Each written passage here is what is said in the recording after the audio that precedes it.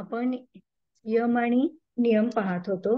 सर्वात यम प्रथम पाहून सर्वात प्रथम आपण योगाची उत्क्रांती कशी झाली, योगशास्त्राचा विकास कसा झाला, उदय कसा झाला हे आपण पाहिलं. आणि त्यानंतर मग आपण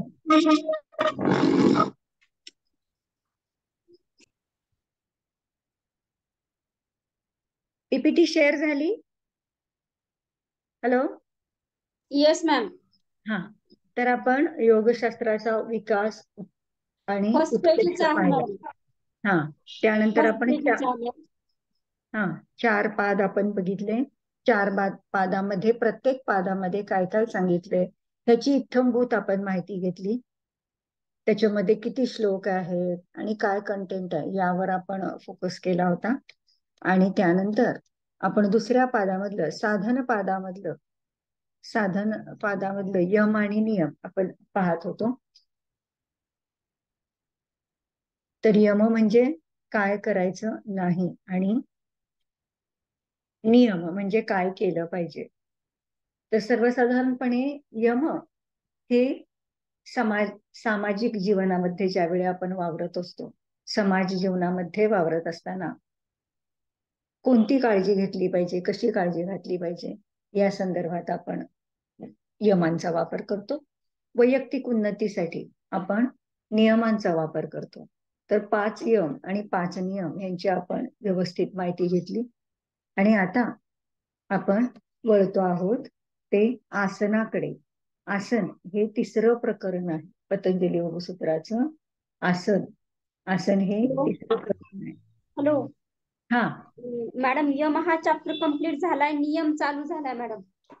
नियम कंप्लीट झाले नाही. झालेलं नाही. बरं घेऊया. तर पुन्हा मी नियम प्रकरण काढलेलं आहे. यम म्हणजे काय केलं पाहिजे. याच्यामध्ये आपल्या वैयक्तिक जीवनामध्ये आपल्याला यशस्वी होण्यासाठी कोणते कोणते नियम पाळणं गरजेचं आहे, काय काय केलं पाहिजे. त्याचबरोबर एखादं उद्दिष्ट घेतलं आणि त्या उद्दिष्टामध्ये यशस्वी व्हायचंय तर आपल्याला काय काय केलं पाहिजे हे आपण नियमामध्ये पाहतो.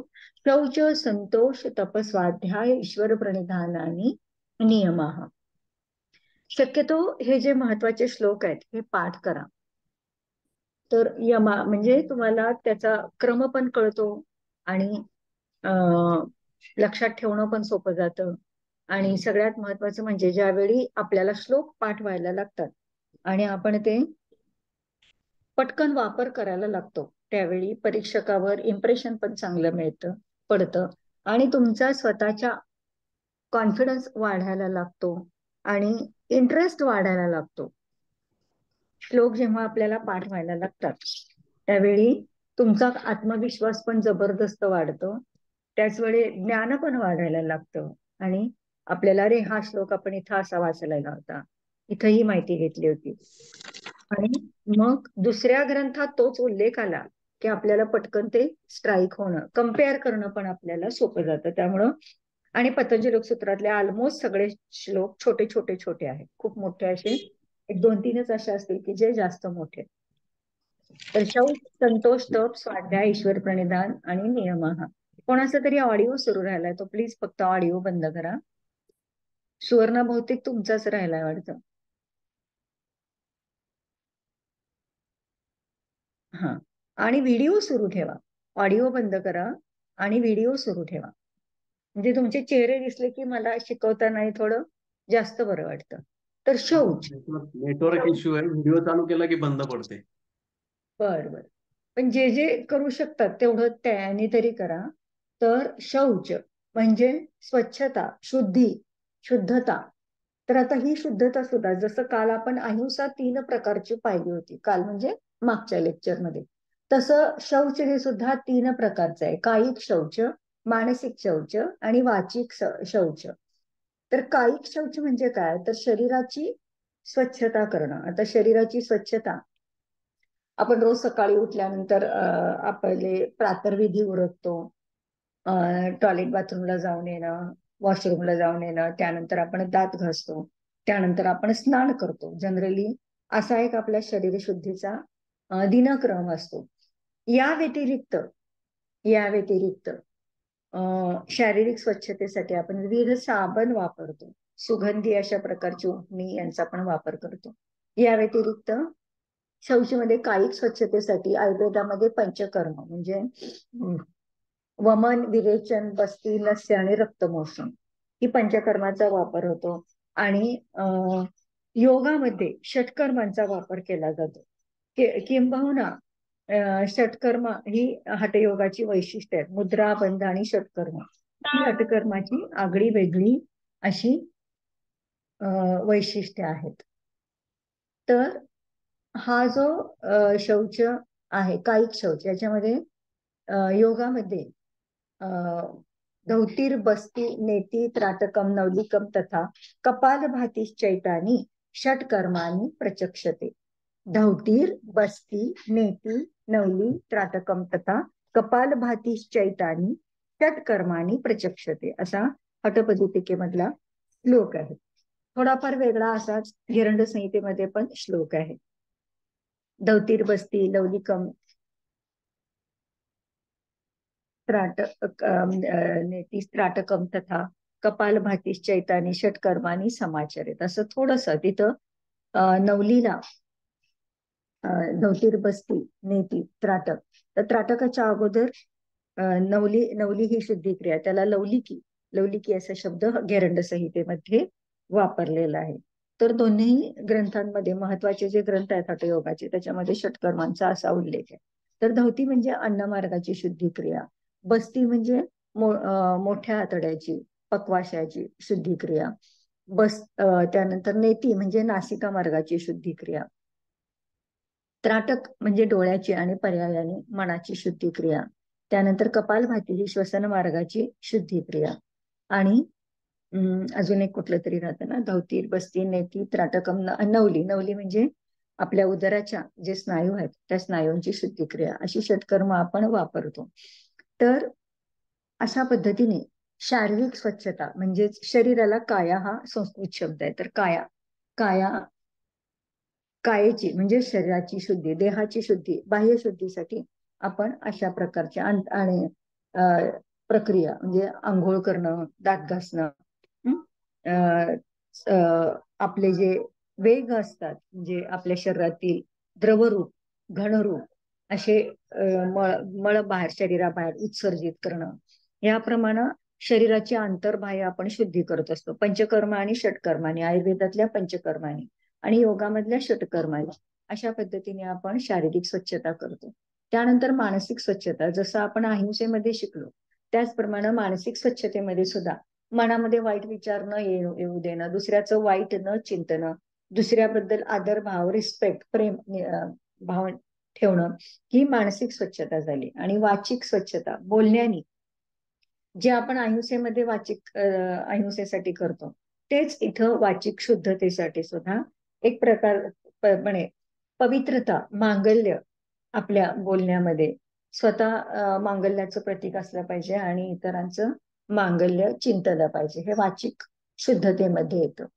तर अशा 3 पद्धतीने शौच आपण पाळलं पाहिजे.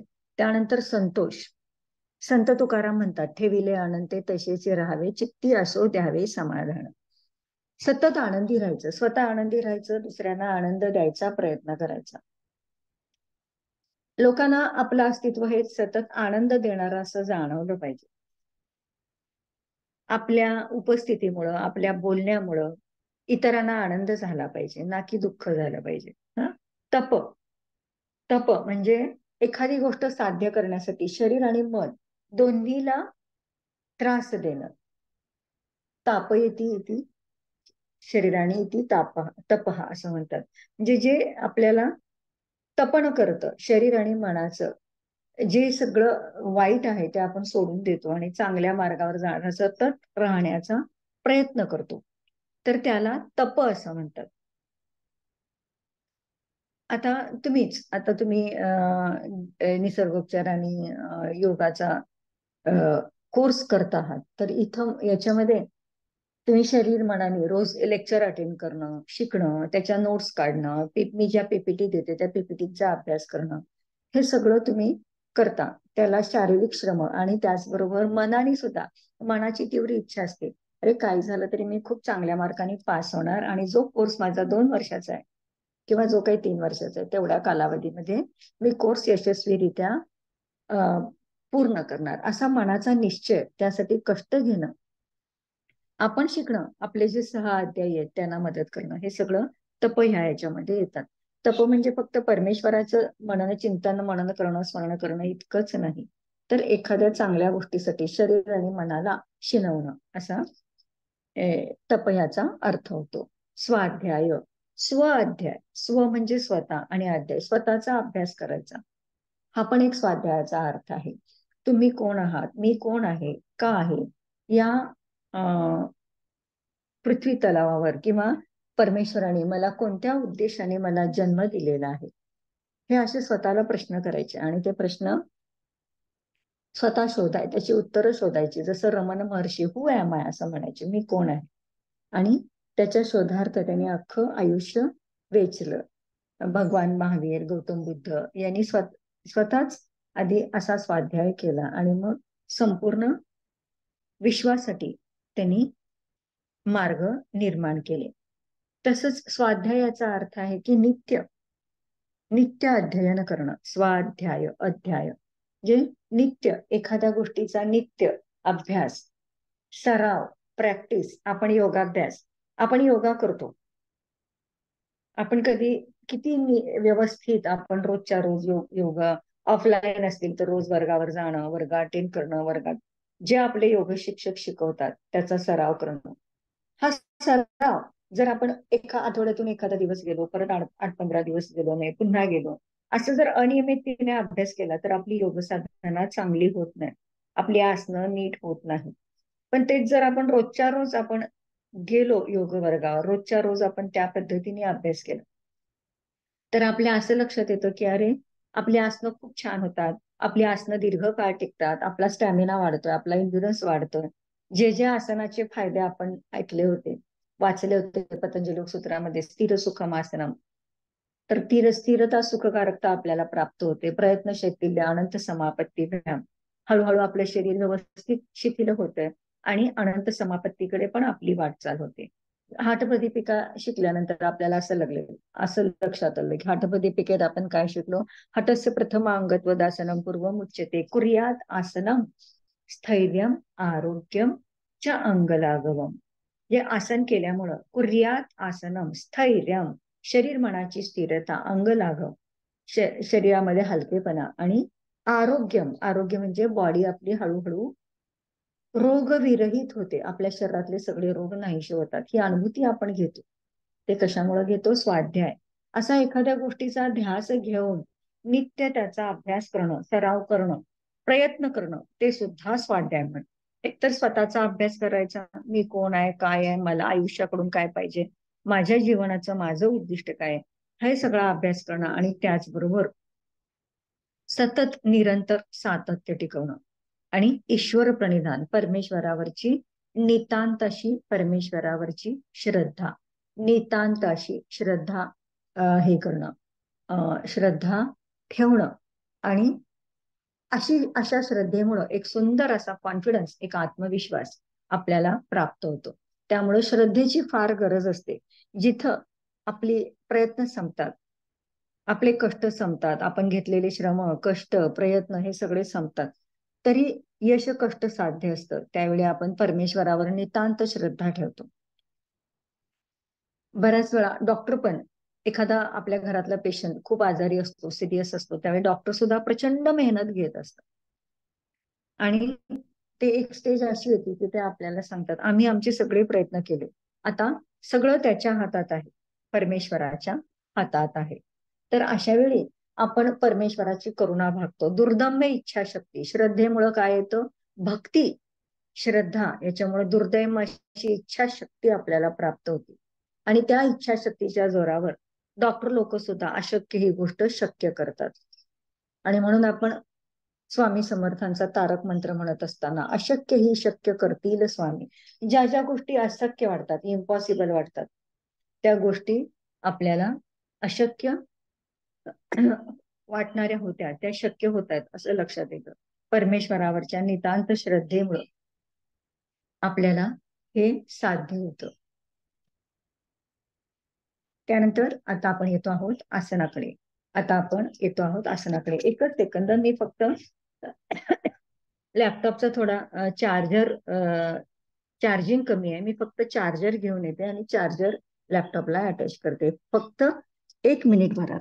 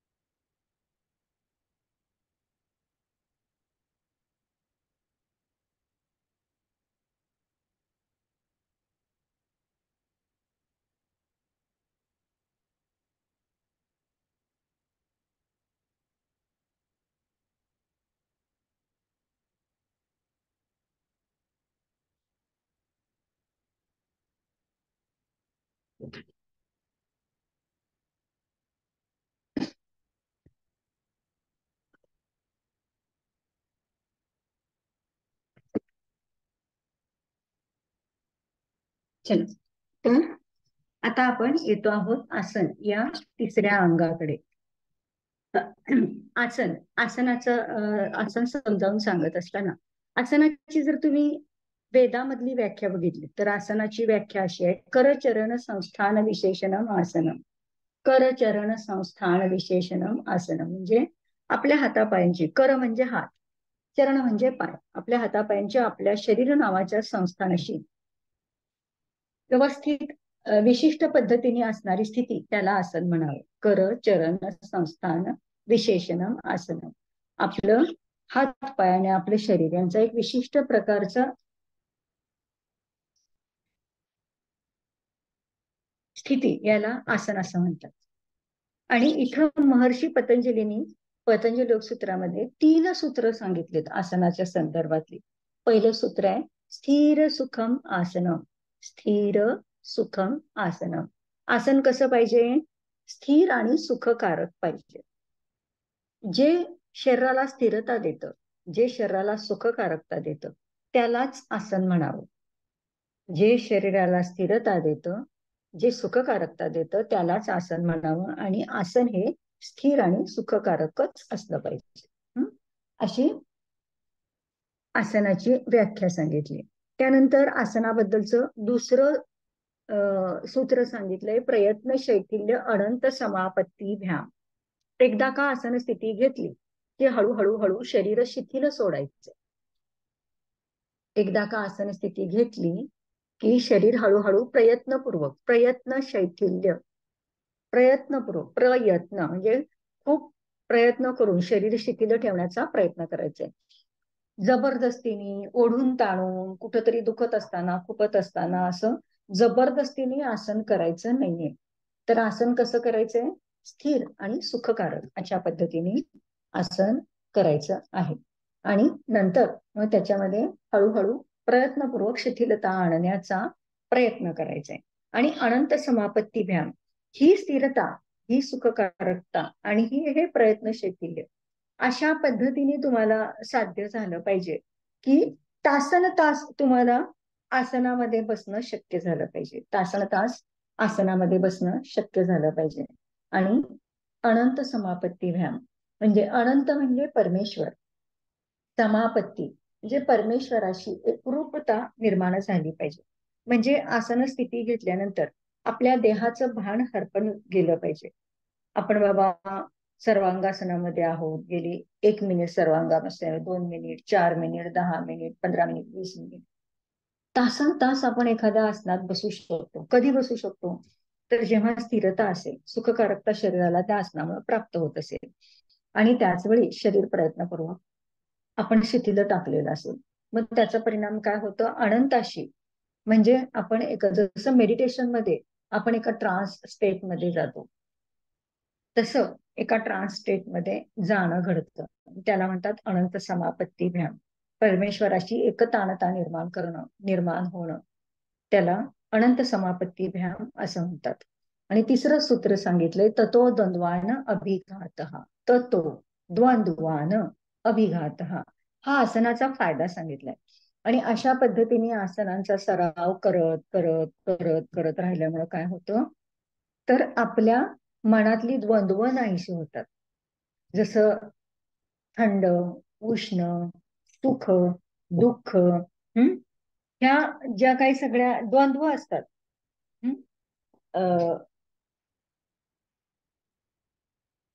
माझ्या वाट्याला सतत दुःखच येईल का? माझ्या वाट्याला सतत मी गरिबीतच हे करेन का? माझी परिस्थिती कधी सुधारणार की नाही? एका द्वंद्वामध्ये माणूस सापडतो. तर हे जी सगळी द्वंद्व आहेत, ती सगळी द्वंद्व संपतात. तो एका अशा स्थितीमध्ये जातो, त्याला प्रत्येक किती प्रतिकूल परिस्थिती असली तरी तो ऍडजस्ट करायला शिकतो. किती अनुकूल परिस्थिती असली त्याचाही तो आनंद घ्यायला शिकतो. म्हणजे ना सुख आहे म्हणून एक्साइटमेंट होणं नाही, ना दुःख आहे म्हणून खूप उदास होणं नाही. तर एक छान अशी समत्व बुद्धी माणसाकडे यायला लागते आणि द्वंद्व मनातली संपतात. त्याला म्हटले ततो द्वंद्वान अभिघात. त्याच्यानंतर प्राणायाम. प्राणायामाबद्दल 5 सूत्र सांगितले. आता प्राणायाम म्हणजे काय? तुमची कल्पना काय आहे? प्राणायाम म्हणजे काय? तुम्हाला काय काय समजलंय प्राणायाम म्हणजे? प्राणावर नियंत्रण ठेवणे. म्हणजे काय करणं?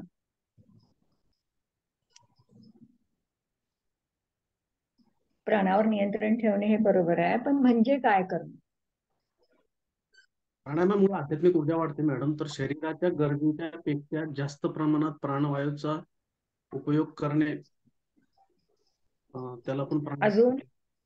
अजून सांगा. अजून काय काय माहिती आहे तुम्हाला प्राणायामाबद्दल? प्राणायामाला आयाम म्हणजे योग्य पद्धतीने घेणे.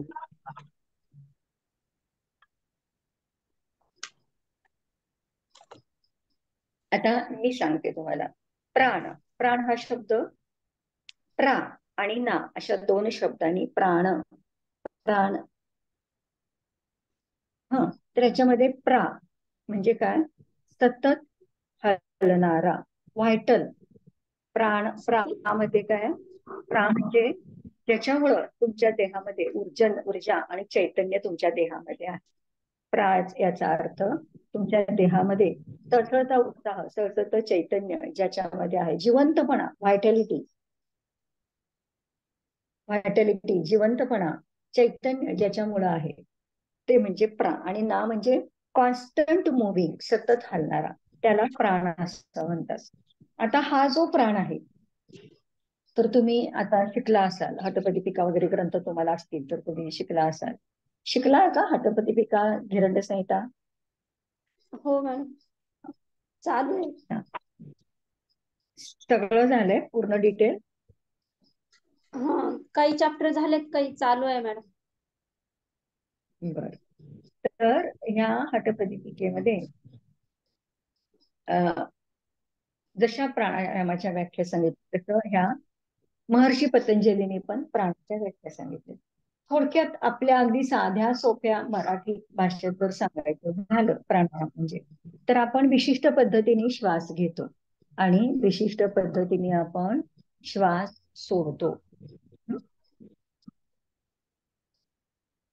संपूर्ण जन्मापासून मृत्यूपर्यंत अखंड ही प्रक्रिया सुरू असते. 1 मिनिटाला आपण साधारणतः 16 ते 18 वेळा श्वास घेतो आणि सोडतो.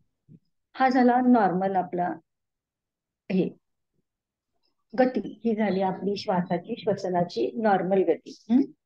आणि आपल्या फुफ्फुसांची कपॅसिटी असते एका वेळी साधारण 5 लिटर ते 6-6.5 लिटर, हे 5000 ml ते 6000 6,500 ml इतकी कपॅसिटी एका वेळी हवा घेण्याची असते. पण प्रत्यक्षात मात्र आपण फक्त एक 10%च आपली 10 ते 15% आपली फुफ्फुस वापरतो.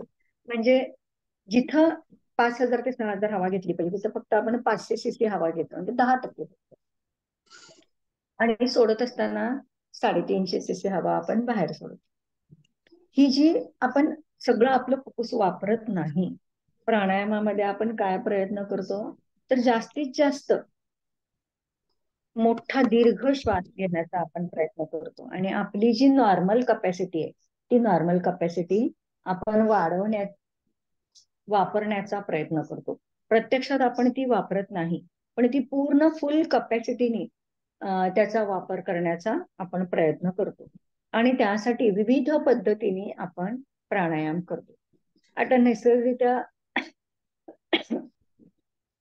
श्वास घेणं आणि सोडणं याच्यामध्ये श्वास घेणं ही ऍक्टिव्ह प्रोसिजर आहे, तर श्वास सोडणं ही पॅसिव्ह प्रक्रिया आहे, जी ती आपोआप घडते.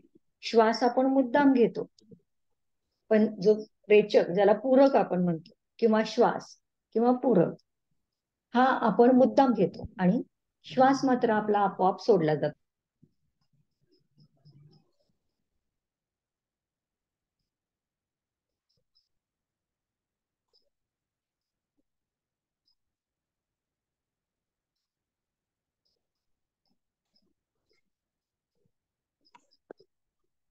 आवाज येत नाही मॅडम. हॅलो हॅलो, आवाज येत नाहीये. बघ आता. हा आता आला मॅडम. हा, तर आपण श्वास जोरात जोरात आपण श्वास प्रयत्नपूर्वक मोठा घेण्याचा प्रयत्न करतो. पीपीटी हे झाली स्क्रीन, परत पीपीटी काढते. तर आपण प्राणायामामध्ये रेचकावर जास्त लक्ष एकाग्र करतो. रेचक आपला अधिकाधिक चांगला कसा होईल यावर आपण फोकस करतो.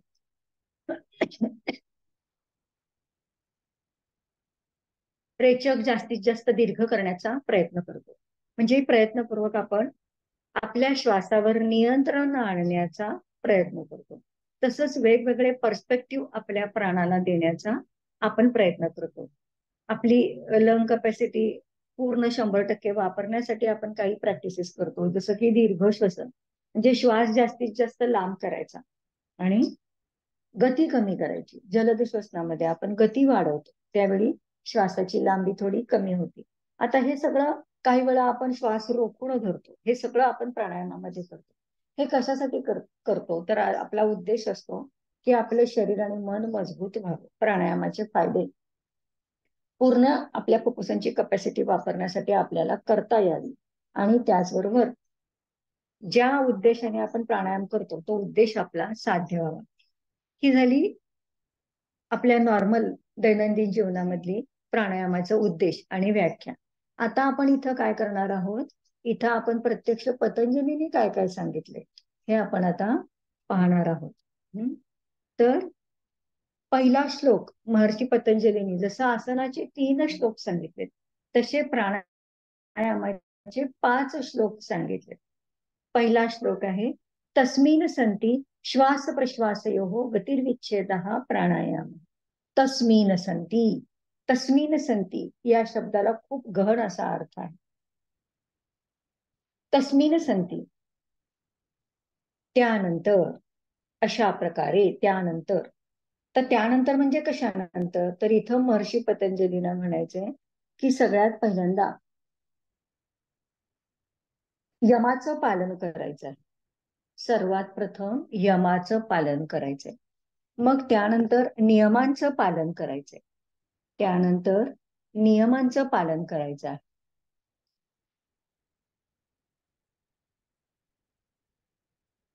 आणि यमनियमांचं पालन आपल्याला चांगलं जमायला लागलं. त्यानंतर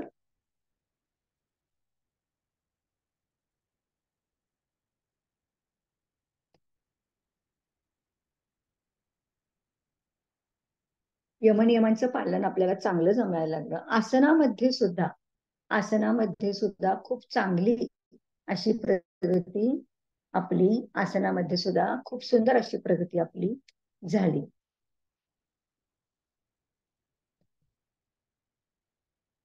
आसनामध्ये पण खूप सुंदर असं आपण खूप चांगली प्रगती आपण आसनामध्ये केली. आपल्याला यम चांगले पाळतो, नियम चांगले पाळतो. आसनं सुद्धा खूप उत्कृष्टरित्या म्हणजे आपण खूप चांगलं कौशल्य आसनामध्ये प्राप्त केलंय. त्याच्यानंतर तस्मिन संतीला एवढा गहन अर्थ आहे. त्याच्यानंतर आपण श्वास आणि प्रश्वास, श्वास म्हणजे श्वास आत घेणं, प्रश्वास म्हणजे रेचक, श्वास बाहेर सोडणं, गतिर्विच्छेद, श्वास आणि प्रश्वासाच्या गतीचा आपण विच्छेद करतो, त्याला प्राणायाम असं म्हणायचं. तस्मिन संती श्वास प्रश्वासयोः गतिर्विच्छेद हा प्राणायाम. जी नैसर्गिक गती आहे आपली, ती नैसर्गिक तोडून विविध पद्धतीने आपण त्याला आयाम देतो, त्याला प्राणायाम म्हणायचा. प्राणाला आपण आयाम देतो म्हणून त्याला प्राणायाम. आयाम म्हणजे वेगवेगळे पर्स्पेक्टिव्ह देणं. मग प्राणाला आयाम देतो म्हणून त्याला प्राणायाम म्हणावं. तस्मिन संती श्वास प्रश्वासयोः गतिर्विच्छेद प्राणायाम. समजलं का? ही व्याख्या समजली का? हो मॅडम. हा, चला आता आपण पुढे जातो. दुसरा श्लोक सांगितलाय, बाह्य अभ्यंतर स्तंभ वृत्ती देशकाल संख्याभिः परिदृष्ट दीर्घ सूक्ष्म. बाह्य अभ्यंतर म्हणजे श्वास बाहेर सोडलाय आणि कुंभक केलाय, श्वास आत घेतलाय आणि श्वास बाहेर सोडणं, त्याला बाह्य म्हणतात. श्वास आत घेणं आणि कुंभक करणं, त्याला अभ्यंतर कुंभक असं म्हणतात. स्तंभ म्हणजे रोखून धरणं. बाह्य म्हणजे श्वास बाहेर सोडणं, अभ्यंतर म्हणजे आत घेणं आणि स्तंभ म्हणजे रोखून धरणं.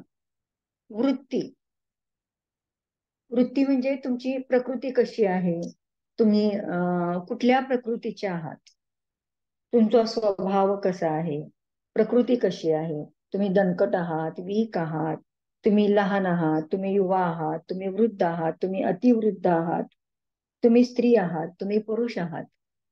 म्हणजे तुमची वृत्ती कशा प्रकारची आहे, तुमचा स्वभाव कशा प्रकारचा आहे. तर यानुसार आणि तुमचं वय कोणतं आहे, तुमची शारीरिक ताकद, तुमची ऍथलेट बॉडी आहे, तुम्ही स्थूल आहात, तुम्ही कृश आहात, या सगळ्यावर हा प्राणायाम ठरतो. देश म्हणजे ज्या देशात तुम्ही राहता, आपण भारत देशात राहतो, कुणीतरी, माझा भाऊ आता स्वीडनमध्ये राहतो, जिथं वर्षाचे 6 महिने तरी बर्फ वितळतच नाही, बर्फच बर्फ असतो. थंडीच्या दिवसात टेम्परेचर -40, 42, 48 इतकं मायनसमध्ये टेम्परेचर जातं. तर तिथं तो प्राणायाम करत असताना तो वेगळ्या पद्धतीने करेल. मी भारतासारख्या देशात करत असताना वेगळ्या पद्धती.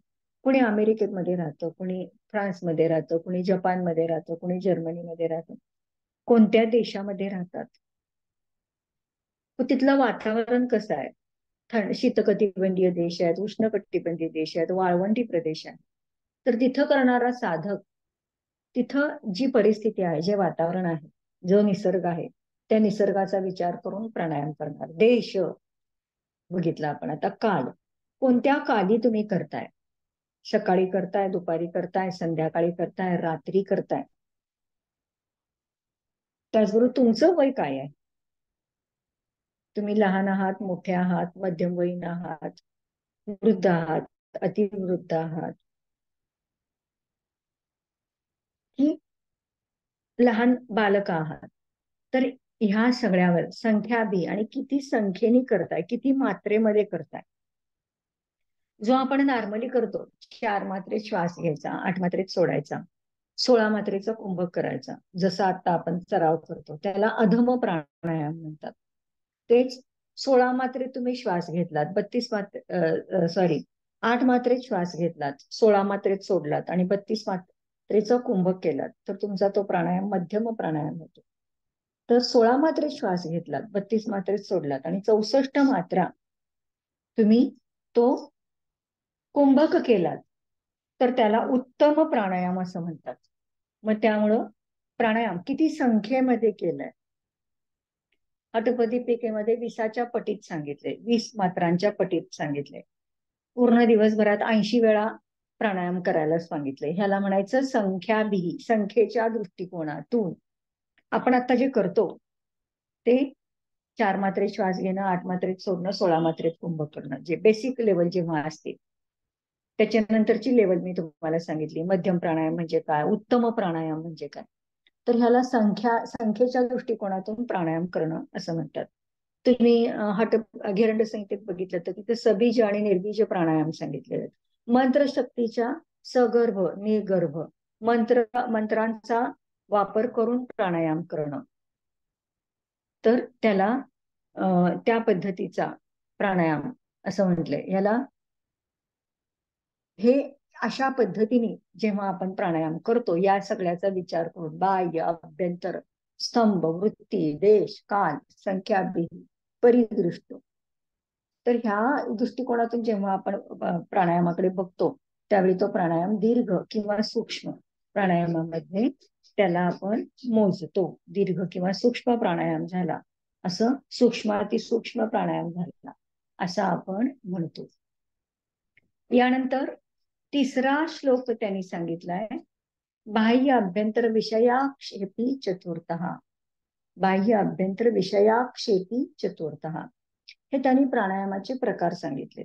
4 प्रकार सांगितले. बाह्य अभ्यंतर, बाह्य म्हणजे श्वास बाहेर सोडणे, अभ्यंतर म्हणजे आत घेणे आणि त्याच वेळी कुंभक करणं, हे 3 प्रकार मुख्य. आणि या व्यतिरिक्त विषयाक्षेपी, हे विषय सोडून चौथा जो आहे त्याला चौथा प्राणायाम म्हणायला हवा. त्यांनी इथं नाव दिलेलं नाही त्या प्राणायामाला. त्यांनी प्राणायामाला कोणतंही नाव दिलेलं नाही. तर त्यांनी काय सांगितलंय, ततः क्षीयते, प्रकाशावरणे. तर बाह्य अभ्यंतर विषयाक्षेपी चतुर्थः. तर ह्या तिघांशिवाय म्हणजे बाह्य श्वास बाहेर सोडणं, श्वास आतमध्ये घेणं आणि त्या व्यतिरिक्त कुंभक करणं, हे सोडून जो चौथा आहे विषयाक्षेपी चतुर्थ आहे, त्याला चौथा प्राणायाम. इथं त्यांनी नाव सांगितलेलं नाहीये, पण जेव्हा आपण अनेक ग्रंथांचा अभ्यास करतो, हठयोगाचा अभ्यास करतो, त्यावेळी असं आपल्याला लक्षात येतं की पतंजली केवळ कुंभकाबद्दल बोलतात, जो आपोआप घडतो आपल्या जेव्हा आपल्याला प्राणायामाचा आपण सराव करत जातो. आणि एक स्टेज आपल्याला अशी येते, आपल्याला असं लक्षात येतं की आपल्याकडून कुंभक आपोआप घडतोय. म्हणजे श्वास घेतल्यानंतर, श्वास सोडण्यापूर्वी पण एक नैसर्गिक पॉज आपल्या श्वासामध्ये असतो, तसं सोडल्यानंतर घेण्यापूर्वी पण एक नॅचरल पॉज असतो. आपण प्राणायामामुळे हा जो नॅचरल पॉज आहे तो वाढवतो. पण तो कसा वाढवायचा, त्याची कृती आपल्याकडून झाली पाहिजे. आपल्याला मुद्दाम कृती करायला लागता कामा नये. शरीराला इतका सराव, इतकं प्रयत्न, सातत्य आपल्याकडून झालं पाहिजे की तो कुंभक आपल्याकडून आपोआप घडला पाहिजे. त्याला म्हणतात केवल कुंभक. आणि वर्णनावरून असं वाटतं की पतंजली केवल कुंभकाविषयी बोलत आहेत, पण त्यांनी चौथ्या कुंभकाचं नाव पतंजली सूत्रामध्ये कुठेही दिलेलं नाही. आता मग चौथा आणि 5वा जो श्लोक आहे, हे प्राणायामाचे फायदे आहेत. जसा आसनाचा फायदा त्यांनी सांगितला, ततो द्वंद्वान अभिघातः, तसं आता इथं महर्षी पतंजली प्राणायामाचे फायदे सांगतायत. पहिला फायदा सांगतात, ततः क्षीयते प्रकाशावरणम. ततः क्षीयते प्रकाशावरणम, तर प्रकाशावरचं आवरण क्षय पावतं, क्षय होतो त्याचा, आता प्रकाश म्हणजे काय आणि आवरण म्हणजे काय? तर इथं प्रकाश म्हणजे बुद्धी, आपला इंटेलिजन्स, आपली बुद्धिमत्ता. ह्या आपल्या बुद्धीवर अज्ञानाचं जे काय आवरण चढलेलं असतं, जे काही गैरसमजांचं आवरण चढलेलं असतं, ते सगळं नाहीसं करणं. ततः अक्षीयते. ते आवरण नाहीसं होतं आणि बुद्धी तल्लख तरतरीत होती, चैतन्याने रसरसून उठते. बुद्धिमान व्हायला लागतो आपण, बुद्धी तरल व्हायला लागते, शार्पनेस यायला लागते बुद्धीला. आणि हे प्राणायामाच्या अभ्यासाने साधतं. कारण प्राणायामामुळे आपलं कॉन्सन्ट्रेशन वाढतं आणि कॉन्सन्ट्रेशन वाढल्यामुळं बुद्धी तल्लख व्हायला लागते. आता 5वा श्लोक सांगितलाय, धारणासूच योग्यता मनसहा. धारणासूच, धारणेसाठी, मन योग्यता मनसा, मन योग्य प्रकारे तयार होतो. आता आपल्याला माहिती आहे 6वं, 7वं आणि 8वं अंग, धारणा, ध्यान आणि समाधी. धारणा हे 6वं अंग आहे, 7वं ध्यान आहे आणि मग 8वं अंग समाधी आहे. तर हा जो समाधी पर्यंतचा प्रवास आहे त्याच्यामधला धारणा, ध्यान आणि समाधी.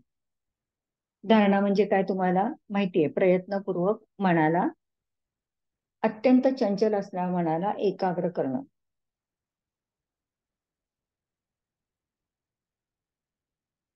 आणि ध्यानामध्ये ती आपोआप एकतानता निर्माण होते आणि मग धारणेतून साधक ध्यानामध्ये परिवर्तित होतो आणि ध्यानातून समाधीमध्ये परिवर्तित होतो.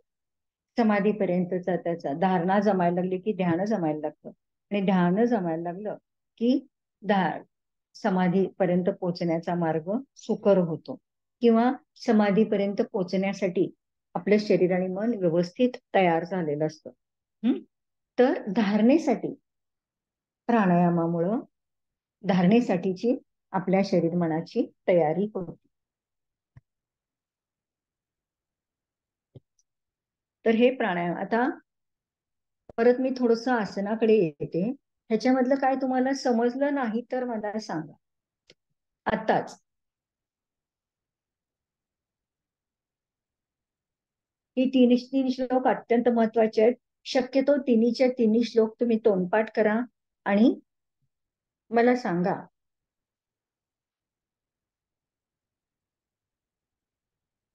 की या श्लोकातला कुठला श्लोक आम्हाला समजला नाही. समजले का सगळे श्लोक? तिन्हीचे तिन्ही श्लोक हो समजले का? मॅडम समजले. पुढचं घेऊन घ्या मॅडम. ओके. त्याच्यानंतर आपण प्राणायाम बघितलं. प्राणायामाची 5ही सूत्र समजली का? हो मॅडम. ह्याच्यात काही शंका नाही. ओके. प्राणायामामधला शेवटचा जो श्लोक आहे मॅडम 5वा, धारणासूच योग्यता म्हणा,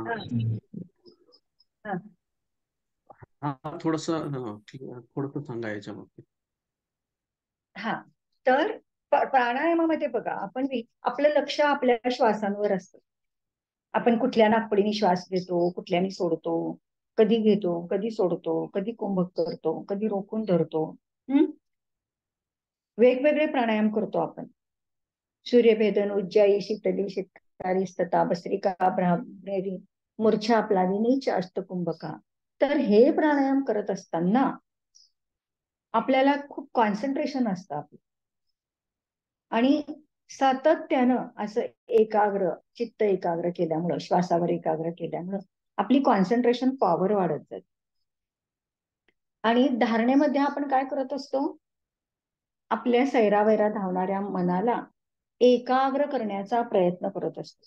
मन हे अगदी चंचल असतं. कवयित्री बहिणाबाई चौधरी म्हणतात तसं, मन वढाय वढाय उभ्या पिकात लढोर, किती हाकला हाकला फिर येती पिकावर. कवयित्री बहिणाबाई चौधरी, मराठवाडा विदर्भ आपल्याच ह्याच्यातल्या कवयित्री. किती एक लौकिक अर्थाने अशिक्षित अशी कवयित्री, पण किती सुंदर मर्म सांगितलंय बघा. मन वढाय वढाय, मन कसं असतं, अत्यंत चंचल असं असतं. उभ्या पिकातलं ढोर. उभ्या पिकात एखादं ढोर शिरतं, म्हणजे एखादी गाय बैल म्हैस शिरते, त्यावरती काय करते, सगळ्या त्या पिकाचं कितीतरी समोर पीकच पीक असतं. त्या वासराला असं होतं, हे खाऊ की ते खाऊ, क्षणात इकडे जाऊन लावणार, क्षणात तिकडे तोंड लावणार, क्षणात तिकडे, आणि असं करत करत संपूर्ण त्या सगळ्या पिकाची नासधूस करून टाकते. तसं मन असतं. क्षणात तुम्ही लातूरमध्ये असता, क्षणात तुम्ही आता मी वेंगुर्ल्यातनं शिकवते, हा तर तुमच्या डोक्यात येतात, अरे मॅडम सिंधुदुर्गवरनं वेंगुर्ल्यावरनं शिकवतात. क्षणात आपण अमेरिकेत असतो, क्षणात आपण युरोप अमेरिकेत असतो, तर क्षणात आपण आपल्या घरात असतो, क्षणात आपण आपल्या कामाच्या ठिकाणी असतो, तर क्षणात आपण एखादा सिनेमा बघत असतो. सतत जे मनाचा वेग इतका जास्त आहे की प्रकाशाच्या वेगापेक्षा सुद्धा मनाचा वेग जास्त आहे. ते सदैव सैरा वैरा धावत असत. मग अशा मनाला घट्ट बांधून ठेवायचं असतं. मग आपण धारणेमध्ये काय करतो, समोर एखादा आलंबन देतो. आलंबन म्हणजे काय, की जी एखादी वस्तू नित्य आहे, अनादी अनंत अशी आहे, ती कालही होती, आजही आहे आणि उद्या सुद्धा असणार आहे, अशा ह्याला अनादी अनंत असं आपण जी वस्तू, आणि ज्याच्यामध्ये सत्यम शिवम सुंदरम या तिन्हीचा सुंदर असा समन्वय असतो, अशा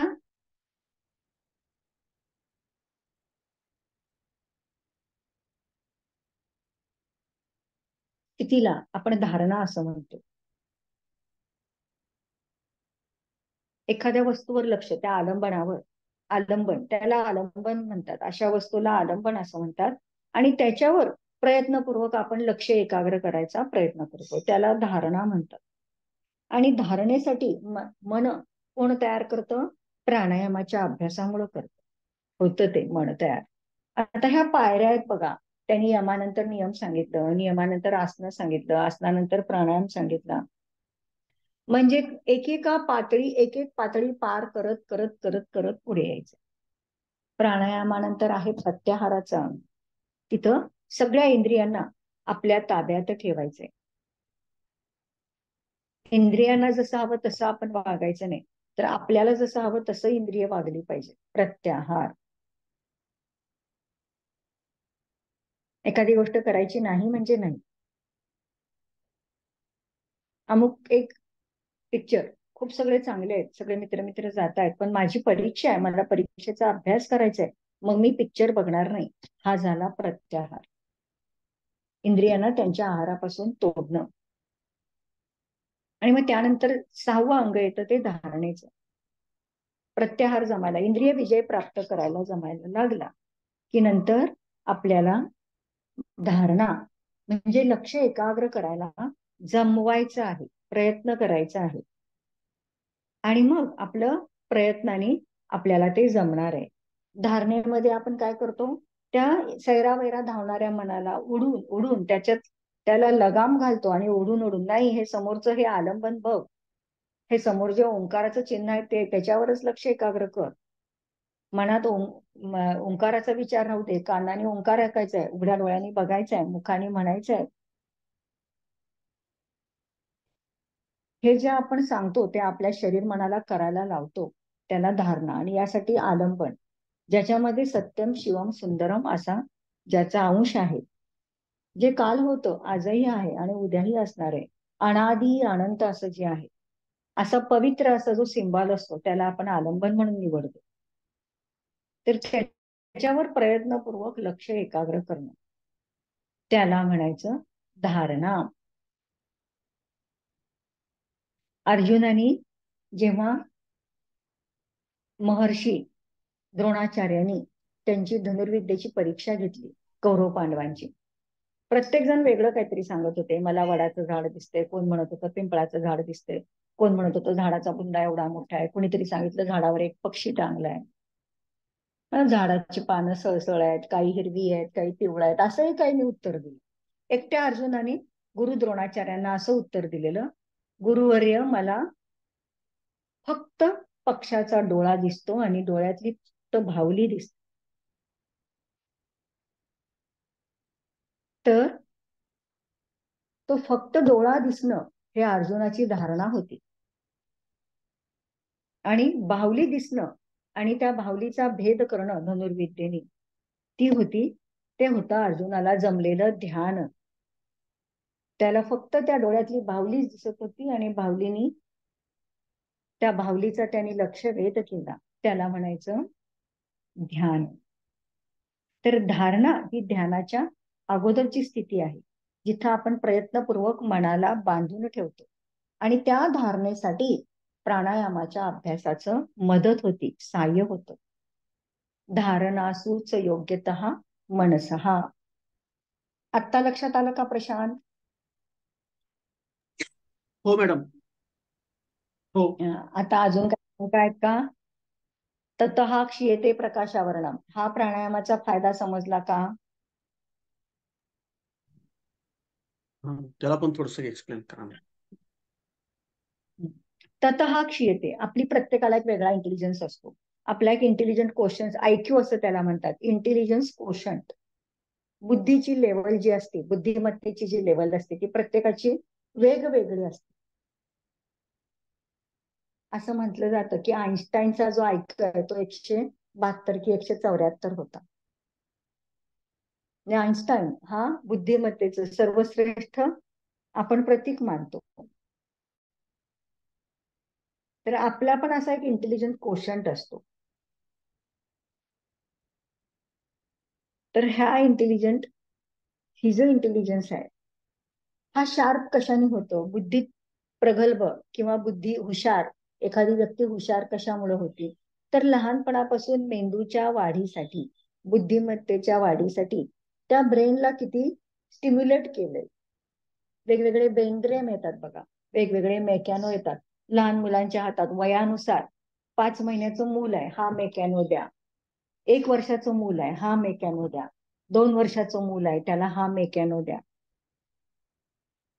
पझल्स कोडी सोडवणं, शब्द कोडी सोडवणं, सुडोकू सोडवणं, हे आपण काय करतो? बुद्धिमत्ता वाढण्यासाठी, बुद्धिमत्ता सतत धारदार राहण्यासाठी आपण काही श्लोकचं पाठांतर करतो की ज्याच्यामुळे बुद्धी आपली छान काम करायला लागते. तर आपण बुद्धीचा वापरच केला नाही, आपण नॉलेज वाढवायचा प्रयत्नच केला नाही, आपण पुस्तकं वाचली नाहीत, कादंबऱ्या वाचली नाहीत, अवांतर वाचनच काय केलं नाही.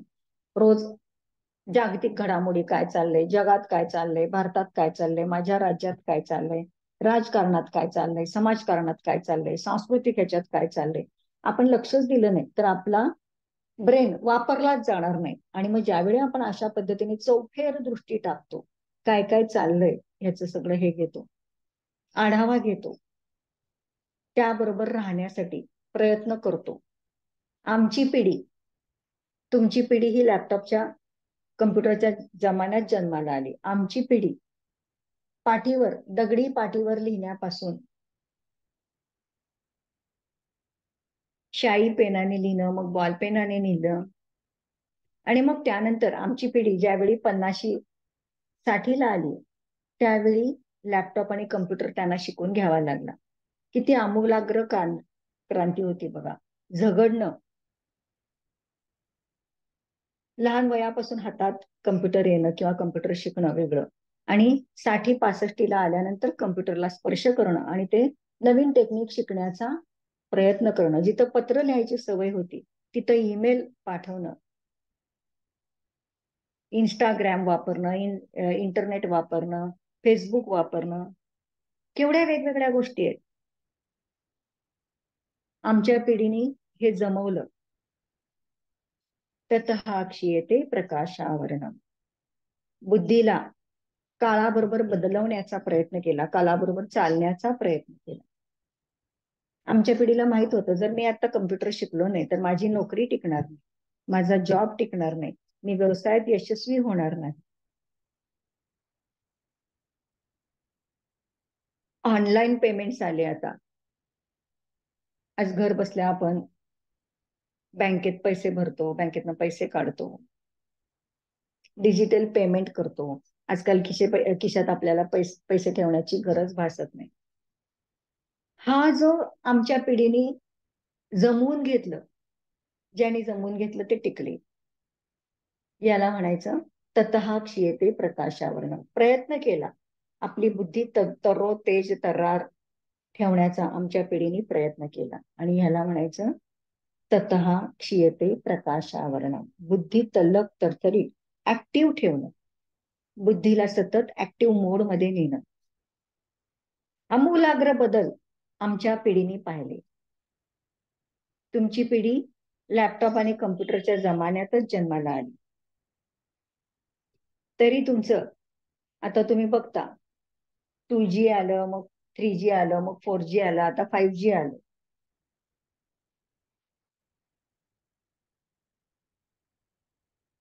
हे जे टेक्निक आहे, आज मी घरात बसून शिकवते तुम्हाला, तुम्ही घर बसल्या शिकता आहात. ही जी एक उत्क्रांती झाली, याला म्हणायचं ततः क्षीयते प्रकाशावरणम. माणसाने ऍडजस्ट केलं, जे जे बदल समोर आले त्या बदलाला सामोरं जाण्यासाठी, जुळवून घेण्यासाठी आणि आपलं अस्तित्व टिकवण्यासाठी. हा जो बदल माणसाच्या ह्याच्यात झाला त्याला म्हणायचं ततः क्षीयते प्रकाशावरणम. बुद्धीवरचा गंज काढून टाकला आणि बुद्धी अधिकाधिक लखलखीत, चकचकीत करण्याचा प्रयत्न केला. तावून सुलाखून निघणं असं म्हणतात त्याला. तावून सुलाखून निघणं. तावून सुलाखून आम्ही निघायला लागलो. याला म्हणायचं ततः क्षीयते प्रकाशावरणम. समजलं का? हो मॅडम. येतंय का लक्षात? हो. सुवर्णा, सुवर्णा,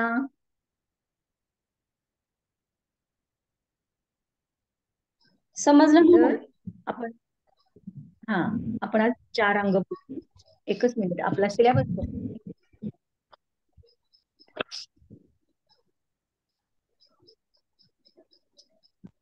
आता पुढच्या सोमवारी आपण ह्याच्या पुढचं प्रत्याहार हे अंग आपण पुढच्या सोमवारी बघणार.